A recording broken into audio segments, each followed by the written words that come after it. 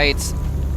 Over here at the right side of the map, he's spreading a lot of creep, but doesn't matter because there's no foliage on this side of the map of dual sight to be infected by that. It is MVP's DongRaeGu.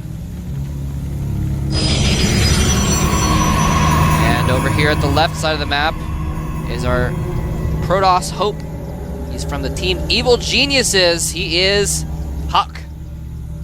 He is a little bit of evil genius himself. He really is. And he's deciding to go again with a little bit more conservative build. Very smart on the map dual side, actually. It's another map with a very wide open natural. It's difficult to make a proper wall off. Yeah, it's difficult to do. It's kind of like Metalopolis and how you have to do it. You can't really make a choke point wall off. You have to make a wall near your minerals. It's just really difficult to do and makes you vulnerable to a lot of different types of aggression. Huck making his gateway a little bit late again to get that extra mining off of his probes. And the earlier you make your gateway, you have to stop a probe for a second to make the gateway. So let's make it a little bit later so he doesn't lose any probe production, lose any mining. Did he send out a scouting probe? No. That's really interesting. No scouting whatsoever from Huck. Huck usually is very aggressive with his scouting. I wonder if he has something specific planned here. Well, he wasn't able to stop DongRaeGu's hatchery from going down. Usually the probe will be able to stop that. Yeah. Well, what he's doing here is obviously he really wants to get as much economy on one base very quickly as he can. And that's why he's not scouting. He wants to be able to get that extra minerals from that one probe. So it's clear that he's got something very specific in mind here. He hasn't taken the second gas. I'm actually starting to think it's possible he could 4-gate, but as I say that, he does take a second gas. Oh, you're right. This does feel like a very specific build, something that he's got something specific planned for. Just to point out real quick, this is kind of interesting that DongRaeGu picked this map. This is actually the map that he played against Yonghua, another Protoss player, in the Team League last night. So maybe he feels very comfortable in his ZVP on this map. And the second gas is being used now. He's actually saved a lot of Chrono Boost. And I think, you know, we may see some sort of early timing attack from Huck. We'll see if he's going to chrono his Cybernetics Core again immediately. He does immediately re-chrono his Cybernetics Core. Something is up here. Yeah, there's the Twilight Council. Ooh. Interesting. Now, I don't think we're going to see DTs. He didn't take his second gas quickly enough for this to be a quick DT expand type of build. You think he's going to make maybe a couple more gateways and go for Blink Stock? Yeah, I think he is going to go for Blink. Now, with the new patch was intended to eliminate builds like this, and for that reason, it might be the last thing DongRaeGu expects. See, now, if you look at Huck's gas as this Twilight finishes, he doesn't have enough. Ooh, nice save on that Overlord, bringing it over those trees. He doesn't have enough gas to make the Dark Shrine just yet. We're going to find out what the answer is, and he's not getting Blink, so it looks like it is going to be a Dark Shrine. Nexus going down, so he's doing a DT expand here. Yeah, a little bit of a weird timing. He actually ends up with exactly the minerals and gas to make a Nexus and a Dark Shrine at about the same time, so this definitely does look like a planned build. He's going for a Dark Templar Rush. Now, this might be very good. It also might be bad, because here's the thing. Whoa, actually, hold that thought. DongRaeGu is making a ton of Zerglings right now, so that's going to mean this expansion is going to be really hard to hold. He's making a ton of Zerglings because I think he foresees aggression from Huck. He foresees maybe a 4-gate. He has no idea what's going on, really. And he actually hasn't seen anything in Huck's base. He saw a Stalker, though, so he's like, it's one of two things. It's either tech or it's a 4-gate. And he actually checked for a Nexus at the wrong time. He can see it. And even seeing these pylons, as you can see with the Zergling, you're going to really hint at that as well. This is actually going to be really bad for Huck, though, because even if you do a DT expand, the DTs don't do enough DPS to stop Zerglings from canceling your Nexus, and that's exactly what we're going to see here. And he's actually going to have to cancel his Nexus. Yeah, he's just going to have to cancel. He's running out of time on that cancel, too. He's going to have to make a choice pretty soon. Is he going to try and hold this? I hope not. He cancel that. Doesn't cancel the Nexus, man. And the Zerglings are going to attack that Stalker and Sentry very soon because that Force is running out. He's actually warping another Sentry. He has the gas to warp in DTs now, but wasn't doing it immediately. He's actually warping in a DT to attack DongRaeGu's base, but a Spore Crawler is finishing as we speak. He's got a ton of Zerglings there as well to stop this DT. Things are looking bad for Huck as he does lose that Nexus. I have no idea why he didn't cancel the Nexus. There was no way to save it. Here comes that Dark Templar coming in, but as you said, the Spore is finished at the front. He's going to try to sneak in around these Zerglings. He may be able to do it if he's very careful with it. And oh no, he gets cannot get past. And DongRaeGu has essentially won this game. Huck actually going up to 5 gateways, was going up to 6, but cancels a gate. And instead makes a Nexus again. But it's going to be so hard for him to hold off any type of aggression DongRaeGu throws at him. He is just now getting his lair, so he can't do a timing attack and end the game because he doesn't have any detection that's mobile with him. Yeah. But he's so far ahead, he's making a macro hatchery right now. And I think what's actually going to happen is DongRaeGu has enough drones now to where he can really power up and make whatever he wants. And I think he's just going to make Zerglings and an Overseer and keep attacking Huck as he takes a third base. Yeah, and it's going to be hard for him to take a third base until he gets that Overseer. That Overseer up. So I think that's part of why this is what's going on. Huck, yeah, trying to move out desperately. He's just going to say, all right, well, if I have one Dark Templar, you can't attack me, so I'm just going to take my expansion again. But really a shame that he didn't cancel that.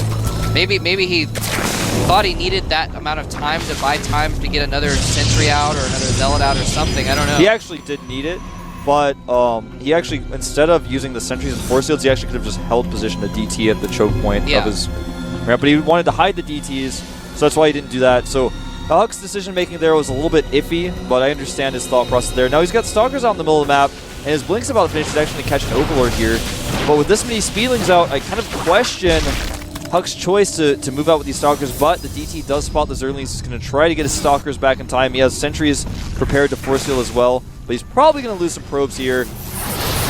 And good Force Fields. And look at that, catching the Zerglings as well here. He's going to be able to blink away. Yep.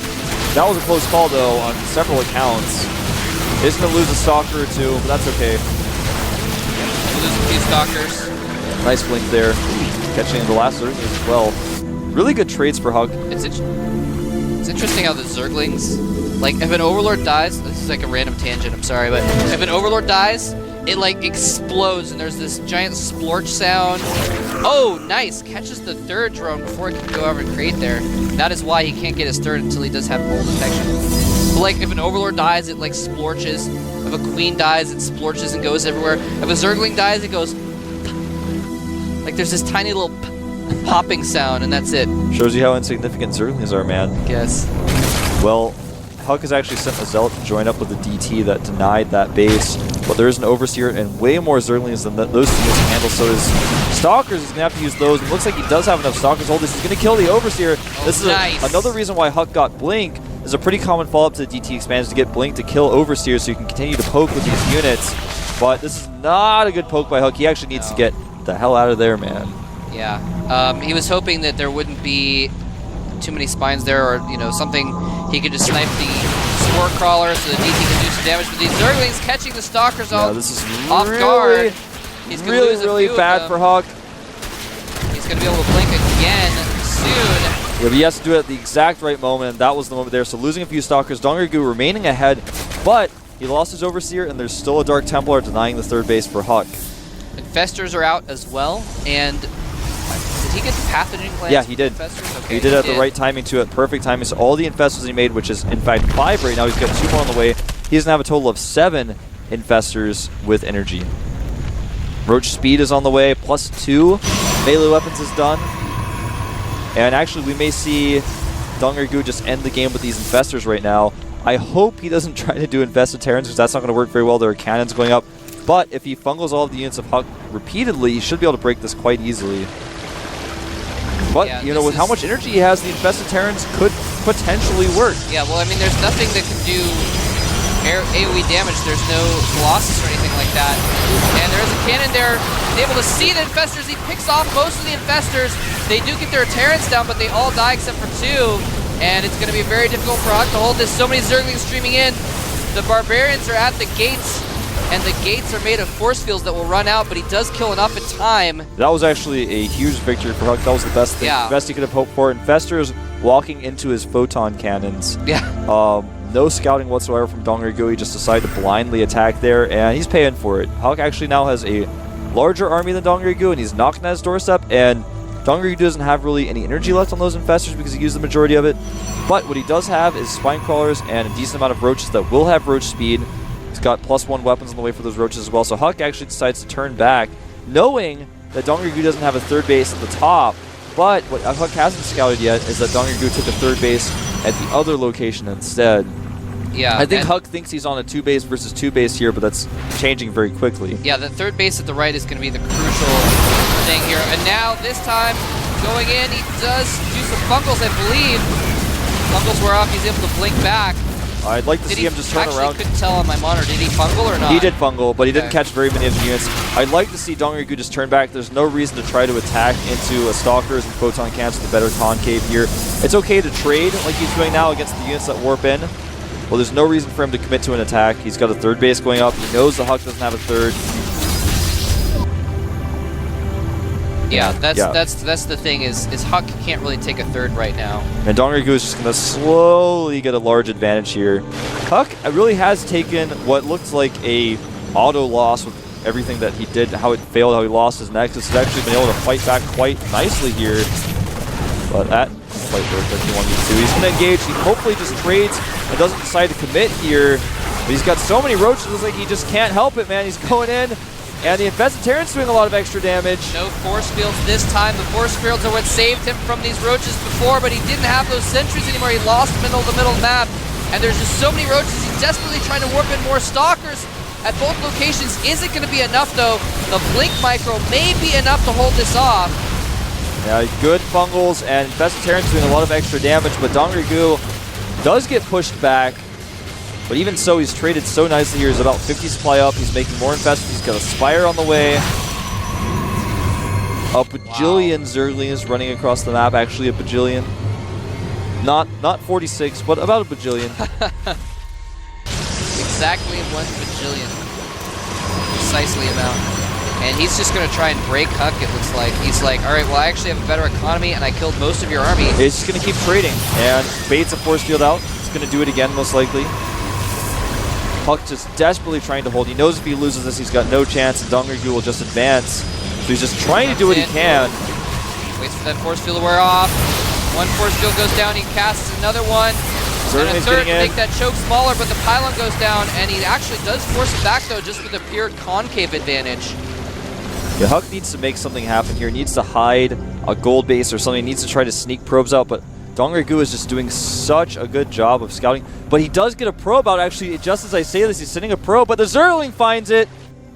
And in fact, he is not going to be able to secretly take a gold base. The Zergling found it, but he actually then ran his probe back to the corner after he got away. Here comes another attack. Tons of Infested Terrans being planted down. And this just seems to be what he's going to do. He's going to try and wear Huck down slowly and steadily. Trading energy for units, and it may finally work this time. It looks like it's going to work eventually here. Too many Infested Terrans. Yeah, the Infested Terrans are doing so well. And the Stalkers blink back, but top 3 control just isn't going to be enough here when your opponent has twice the units of you. GG! Huck goes down, and DongRaeGu is going to the semifinals of the Arena of Legends. There is our results for today. DongRaeGu taking out MVP in style. MVP cheesing Huck. And then lastly, DongRaeGu barely taking out Huck in game number 3. And like you said, Huck took a situation that looked unwinnable and almost came back. And I'm not sure what he could have done differently in the mid-game there when he actually had map control.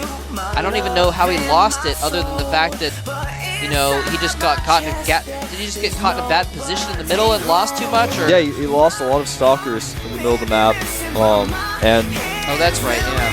He kept trying to blink back, but he knew that if he blinked all of his Stalkers back at once, they would just get surrounded again. So he had to actually just throw away like 3 Stalkers to get the majority of his Stalkers out. Now anyway, tomorrow we're going to see Startail July, Slayer's Boxer, and Complexity's Naniwa, all 3, battle it out there in Group D. So make sure you tune in to that. It's going to be the same time as it was today, 5 p.m. Korean Standard Time, which is an hour and 10 minutes earlier than usual. Tell your friends to buy the premium service. Check out these VODs. Watch Huck lose to supply drops. If you don't know about the supply drop, your friends don't know about the supply drop, I'll be like, well, I know this educational match that you can watch to find out exactly how it's executed. You can win some games on the ladder with that all in, man. Yeah, and that actually, yeah, that was actually a really textbook way to do that situation, MVP. probably has a ladder account where he just does that supply drop all in every time, something like that. Anyway, no, the semifinals are going to be next weekend. We already know pretty much who's going to be in the semifinals, except for this last player from tomorrow's group. MMA and Marine King are going to be in the first match. DongRaeGu is going to face the winner of the group of Naniwa, Boxer, and Jelizerg. So DongRaeGu is going to be playing one of those 3 players in the other semifinal, and then of course the winners of the semifinals will be in the finals next Sunday. So we're going to have a Terran in the finals no matter what. And anyways, again, just tell your friends to check out GomTV. Go to gomtv.net. Go to mt.gomtv.net on your mobile phone. Check out GomTV on Twitter at just simply GomTV. You can follow Moletrap at Moletrap. You can follow me at FXOWolf. Follow us, tweet at us, hashtag GSL. You can hashtag AOL if you'd like. So just do all of those things. If you really want to support GomTV and support esports, do all of these things. It's the way to do it. That's right. All right, so we hope you guys enjoyed our matches today. I certainly enjoyed casting them. I did here too, man. with you, Wolf, and I'm looking forward to casting some more awesome matches tomorrow. And that's going to do it for today. We hope you guys enjoyed it. Tune in tomorrow for the Arena of Legends, the last group, and we will see you next time. Take care.